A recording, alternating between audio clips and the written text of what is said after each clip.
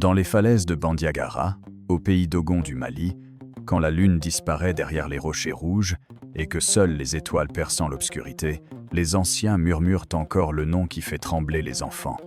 Zinimozi. Ce nom résonne comme un sortilège dans la nuit africaine. Car Zinimo n'était pas une grand-mère ordinaire. C'était une ogresse. Une créature terrible dont l'appétit ne connaissait qu'une seule limite. L'amour maternel perverti jusqu'à la dévoration. Voici l'histoire vraie de Grand Zinimozi, telle que les conteurs d'Ogon la racontent depuis des siècles, sous la clarté des étoiles sahéliennes. Il était une fois, dans un village perché sur la falaise, une femme nommée Zinimo, qui donna naissance à son premier fils, Kolia. Mais dès sa naissance, quelque chose d'étrange se produisit.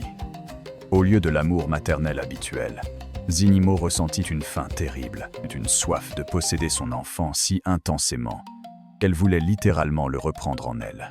Les sages du village remarquèrent que Zinimo ne regardait jamais son fils comme les autres mères. Ses yeux brillaient d'une lueur carnassière, comme ceux des hyènes qui rôdent la nuit autour des feux éteints. Quand Kolia pleurait, au lieu de le consoler, elle léchait ses lèvres avec gourmandise. Zinimozi va dévorer son petit, chuchotaient les femmes au puits. Car dans la langue d'Ogon, Zi signifie dévorer. Et effectivement, chaque nuit, Zinimo s'approchait du berceau de son fils, les dents aiguisées par un amour cannibale, prête à accomplir l'impensable, reprendre ce qu'elle avait donné.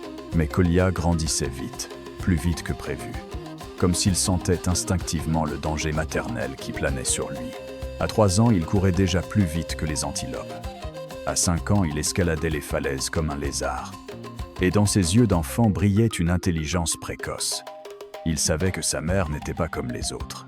Un matin, Kolia entendit sa mère aiguiser ses dents sur une pierre près du feu. « Zinimozi, Zinimozi », psalmodiait-elle comme une incantation.